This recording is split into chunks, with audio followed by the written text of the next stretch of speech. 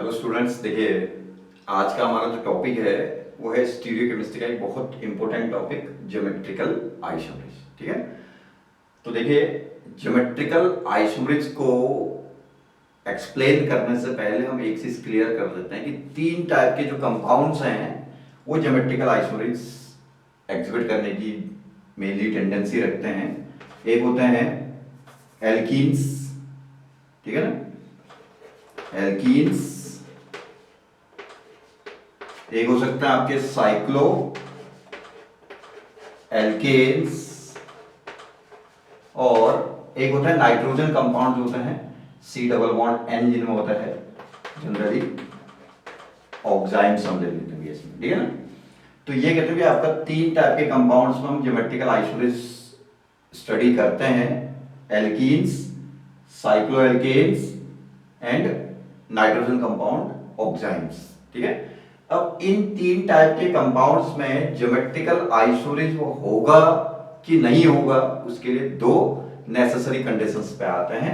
पहली कंडीशन ये कहता है कि there should be frozen rotation. Frozen rotation का मतलब होता है जीरो रोटेशन, ठीक है ना, मतलब जहां पर रोटेशन नहीं होगा उस कंडीशन को हम फ्रोजन रोटेशन कहते हैं, ठीक है ना।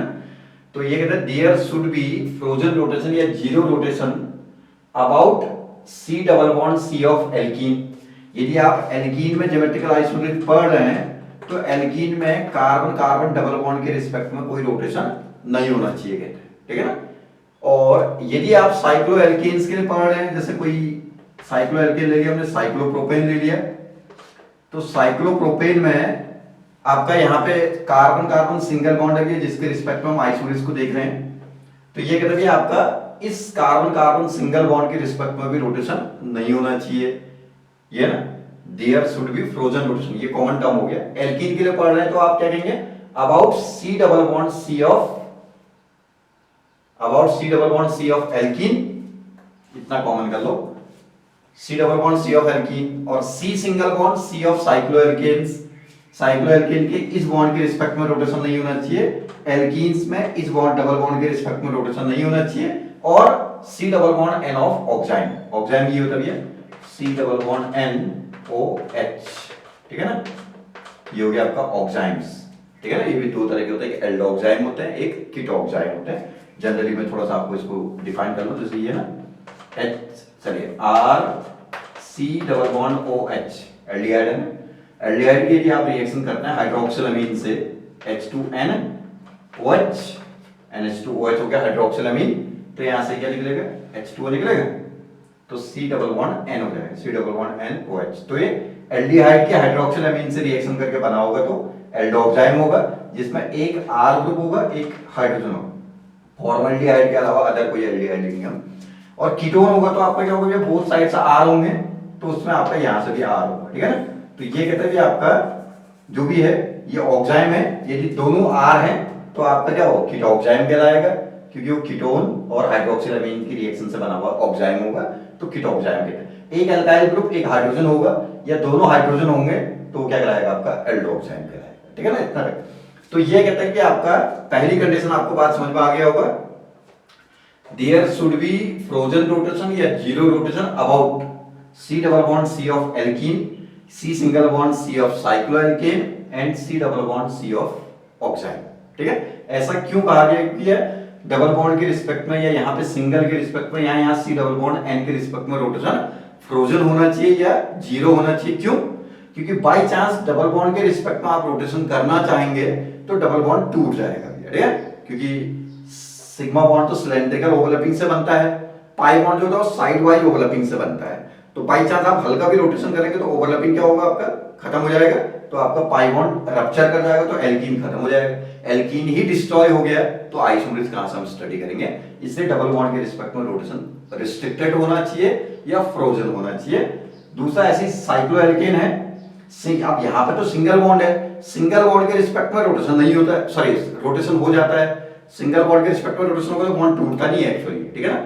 लेकिन ये कार्बन और ये कार्बन इनसे भी तो जुड़े हैं ना ऊपर वाले कार्बन से, तो जैसे सपोज हमने ये सिंगल बॉन्ड बनाया, ये सिंगल बॉन्ड है सिलेंड्रिकल ओवरलैपिंग ये वाला है, ठीक है ना, और ये ऊपर वाला बॉन्ड ये वाला ऊपर वाला बॉन्ड, तो ये साइक्लोप्रोपेन बना, रोटेशन करेंगे एक कार्बन को, जैसे रोटेट करा तो ये खुद तो नहीं टूटेगा, ये वाला बॉन्ड नहीं टूटेगा, लेकिन रोटेशन करने पर ऊपर वाला रप्चर हो जाएगा आपका, ये है ना, ये साइक्लोप्रोपेन है तो ये रप्चर कर जाएगा, तो रिंग ब्रेक कर जाएगी, तो साइक्लोएल्केन खत्म हो जाएगा भैया, ठीक है। और as like to alkene, cyclo क्या है, ऑक्साइन में भी सी डबल बॉन्ड एन के रिस्पेक्ट में रोटेशन करेंगे तो पाई बॉन्ड टूट जाएगा, तो ऑक्साइन डिस्ट्रॉय हो जाएगा, इसका आइसोमरेज नहीं पढ़ पाएंगे आप, ठीक है। तो इसलिए पहली कंडीशन ध्यान रखिएगा कि आपका डबल बॉन्ड के रिस्पेक्ट में एल्कीन के, साइक्लोएल्केन के सिंगल बॉन्ड के रिस्पेक्ट में, ऑक्साइन के सी डबल बॉन्ड एन के रिस्पेक्ट में रोटेशन नहीं होना चाहिए, तब जाकर के आपका आइसोमरेज स्टडी किया जाएगा साइक्लोएल्केन, ये तुम्हारा एल्कीन, साइक्लोएल्केन और ऑक्साइन्स, ठीक है, ज्योमेट्रिकल।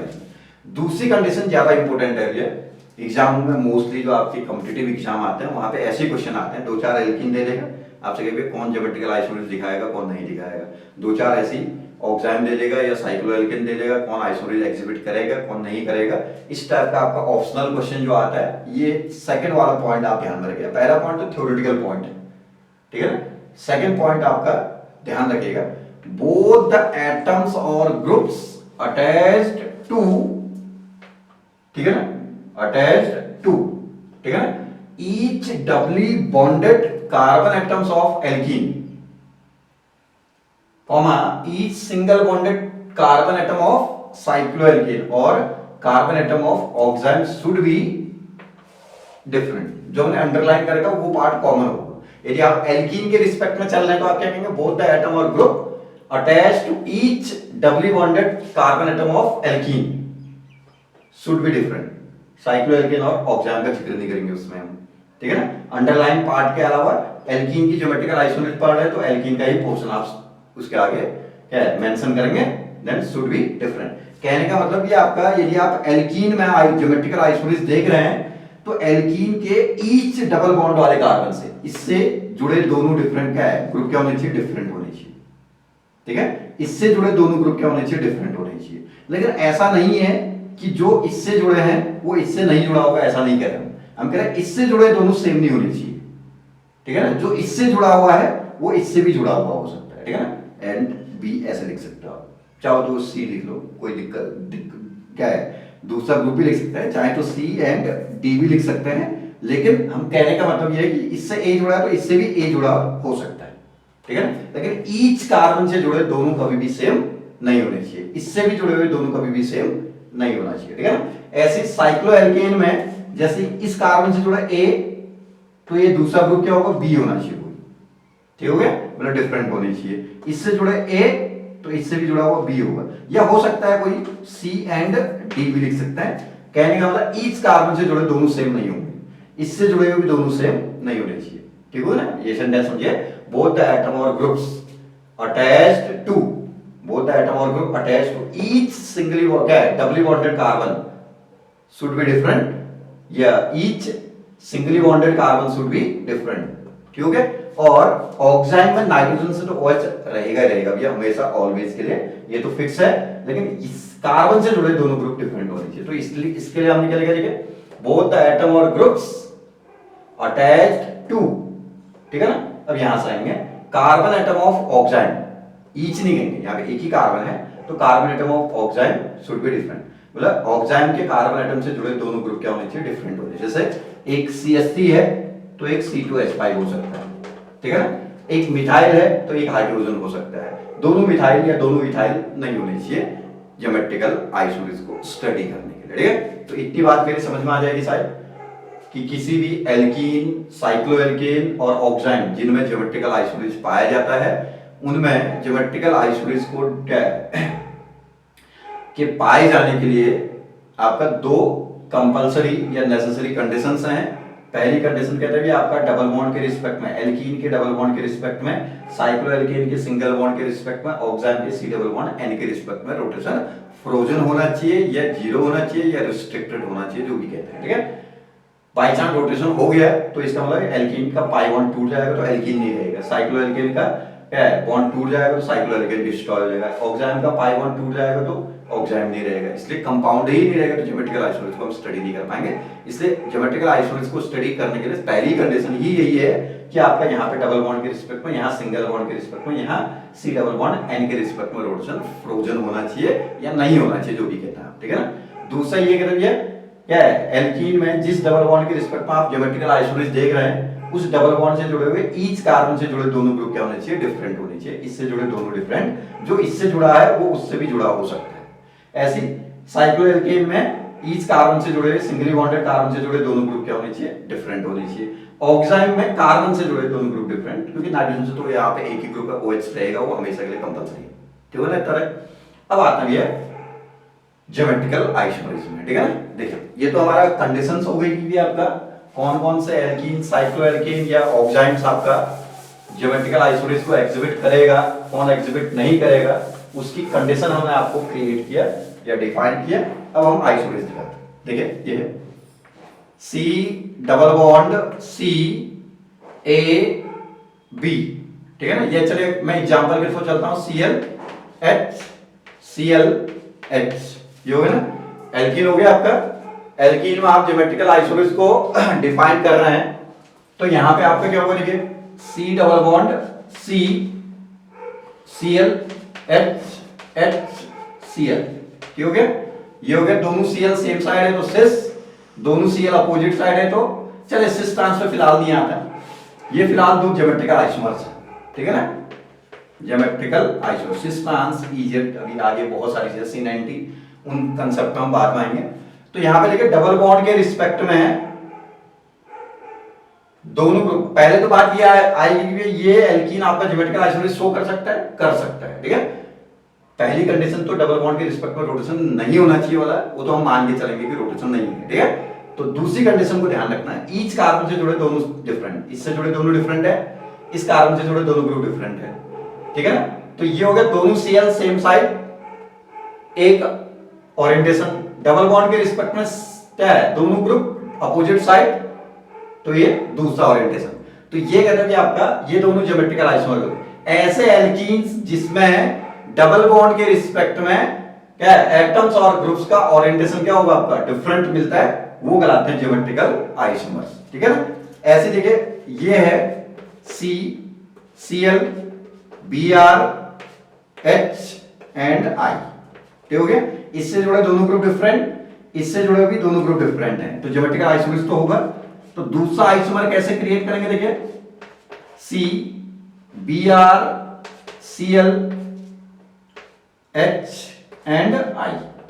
यहां डबल बॉन्ड के रिस्पेक्ट में देखिए Cl and hydrogen same side है, यहां डबल बॉन्ड के रिस्पेक्ट में bromine and H same side है, तो यहां पर भी C डबल बॉन्ड C के रिस्पेक्ट में दो डिफरेंट टाइप के ओरिएंटेशंस दिख रहे हैं, और जो कंडीशन है ज्योमेट्रिकल आइसोमर्स की वो फुलफिल हो रही है कि ईच कार्बन से जुड़े दो ग्रुप, दोनों ग्रुप क्या होने चाहिए, डिफरेंट होने चाहिए, और दो डिफरेंट टाइप के ओरिएंटेशन आपको दिख रहे हैं, तो ये भी क्या होंगे, एक दूसरे के ज्योमेट्रिकल आइसोमर्स हो गए, ठीक है।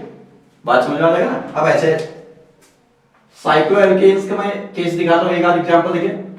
सपोज HOH, ठीक हो ना, यहां पर भी HOH, यहां H और OH, यहां OH, देखिए सिंगल बॉन्ड के रिस्पेक्ट में यहां OH और OH अपोजिट साइड है, यहां सिंगल बॉन्ड के रिस्पेक्ट में OH और OH सेम साइड है, तो ये भी क्या होंगे, एक दूसरे के ज्योमेट्रिकल आइसोमर्स हो गए भैया।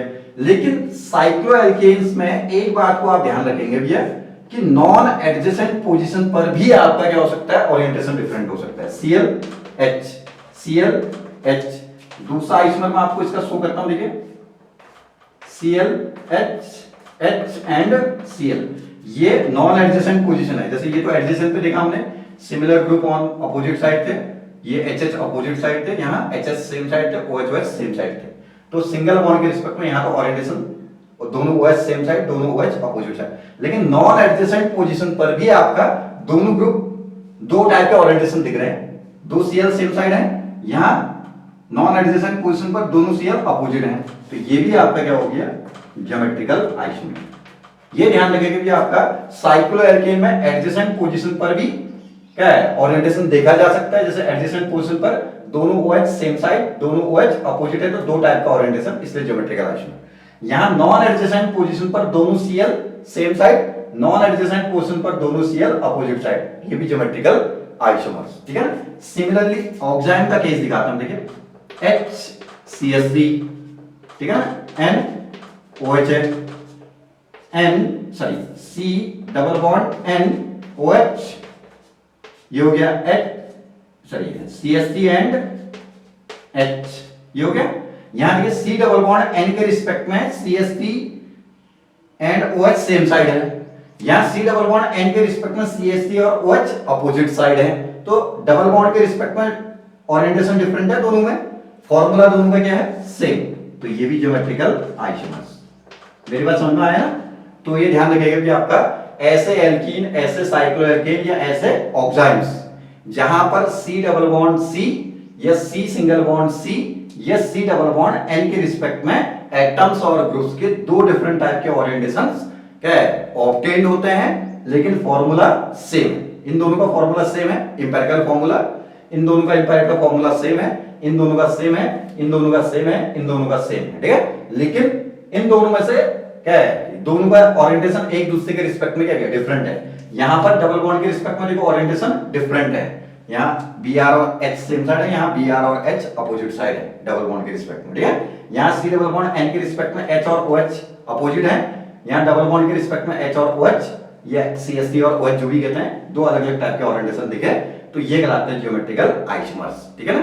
ऐसे एल्कीन्स, ऐसे साइक्लोएल्केन्स, ऐसे ऑक्साइन्स जिसमें C डबल बॉन्ड C या एल्की, साइक्लोएल्केन में C सिंगल बॉन्ड C भी हो सकता है, नॉन एडजेसेंट पे भी हो सकता है, एंड ऑक्साइन में C डबल बॉन्ड N के रिस्पेक्ट में दो डिफरेंट टाइप के ओरिएंटेशंस पॉसिबल होते हैं, लेकिन इंपेरिकल फार्मूला सेम होता है, ठीक है। तो वो कहलाते हैं एक दूसरे के ज्योमेट्रिकल आइसोमर्स, और उनके बीच का जो रिलेशनशिप है भी है, ऐसा रिलेशनशिप कहलाता है geometrical isomers of alkene, cycloalkane और ऑक्साइन्स, ठीक है। इतनी बात मेरे ख्याल से आपको समझ में आया होगा, लेकिन सबसे मस्ट कंडीशन है कि आपका आइसोमर्स होगा कि नहीं होगा, पहले उसकी जो दो स्टार्टिंग की कंडीशन हमने आपको डिफाइन किया वो आपको आना चाहिए। यदि वो कंडीशंस आपको अच्छे से कंप्लीटली समझ में आती है तो आइसोमर आप खुद क्रिएट कर सकते हैं। डबल बॉन्ड के रिस्पेक्ट में ओरिएंटेशन ही तो डिफरेंट क्रिएट करना है, यहाँ डबल बॉन्ड के रिस्पेक्ट में ओरिएंटेशन डिफरेंट क्रिएट करना है, यहाँ एडजेसेंट हो या नॉन एडजेसेंट पोजीशन पर एटम और ग्रुप पर डिफरेंट ओरिएंटेशन क्रिएट करना है, तो वो आइसोमर्स एक दूसरे के ज्योमेट्रिकल आइसोमर्स कराएंगे भैया, जिनकी properties, physical chemical properties different होंगी, ठीक है ना, लेकिन इंपेरिकल फार्मूला सेम, ठीक है। ये तो बात हो गई ज्योमेट्रिकल आइसोमर्स कहां पर होता है, कहां पर नहीं होता है और कैसे होता है, ये हमने इंडिकेशन दिया आपको। देन नेक्स्ट वीडियो के अंदर हम आपको cis, trans, EZ and syn, anti, तीन टाइप के नॉमेनक्लेचर आते हैं ये इन आइसोमर्स के। जैसे किसी एल्कीन के दो आइसोमर हैं तो इन आइसोमर्स के नॉमेनक्लेचर होते हैं, ठीक है। कोई सिस कहलाएगा, कोई ट्रांस कहलाएगा, कहीं सिस ट्रांस नहीं होगा तो E होगा और Z नॉमेनक्लेचर होगा, कहीं EZ भी नहीं होगा तो सिन और एंटी नॉमेनक्लेचर होगा। तो उन नॉमेनक्लेचर पार्ट को हम नेक्स्ट वीडियो के अंदर आपका क्या डिफाइन करने की कोशिश करेंगे। ये वीडियो आप जरूर देखें, तब जाकर के अगला वीडियो आपको समझ में आएगा भैया। ये और क्या वीडियो को देखने के बाद लाइक, सब्सक्राइब जरूर करें और वीडियो को पूरा वॉच करने की कोशिश करेंगे, ठीक है। चलिए, थैंक यू।